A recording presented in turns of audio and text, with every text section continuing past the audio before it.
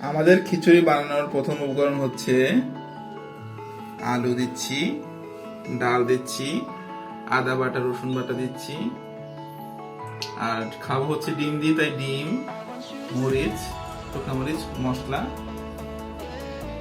পেঁয়াজ বাটা, ডাল,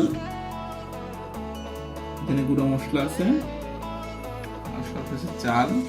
আর খিচুড়িটি তৈরি করা হবে সরষের তেল দিয়ে, তাই সরষের তেল তো থাকতেই হবে। এই সরষের তেলের উপরে পেঁয়াজটি দিচ্ছি। পেঁয়াজের কালারটি যখন বাদামি হচ্ছে না ততক্ষণ পর্যন্ত নেড়ে যাব।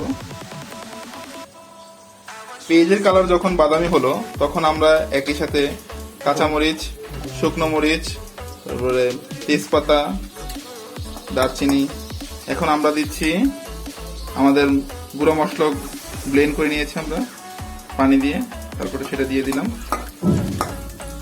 হালকা একটু নাড়াচাড়া করি। এখন আমরা আদা বাটাটা দিয়ে দিলাম, আদা রসুন বাটাটা দিয়ে দিলাম সাথে সাথে।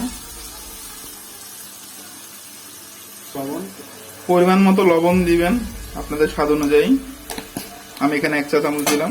মশলা কালার যখন এমন হবে তখন আমরা চাল ডালকে মিক্স করে ফেলেছি, এখন চাল ডাল একসাথে দিয়ে দিব।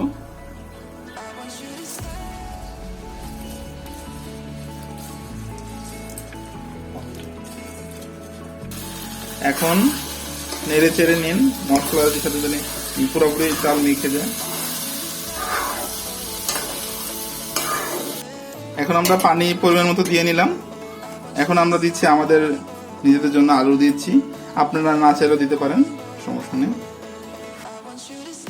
এখন রান্নার চুলার ফুল হিট দিয়ে 20 মিনিট হোক, তারপর আসছি আপনাদের। আমাদের পানি শুকিয়ে গেছে। আমরা এখন আপনাদের ইচ্ছা মতো উপরে চাইলে ঘি ছিটিয়ে নিতে পারেন অথবা যে কোনো ভেজিটেবল দিয়ে পরিবেশন করবেন। এই আমাদের হয়ে গেল খিচুড়ি। আপনারা যে যার মতো ইচ্ছা মতো পরিবেশন করবেন। আমরা এখানে পেঁয়াজ মরিচ ভর্তা নিচ্ছি, ডিম নিচ্ছি, আর 2 পিস মুরগি মাংস নিচ্ছি। খাওয়া দাওয়া শেষে এখন খান কোকা কোলা।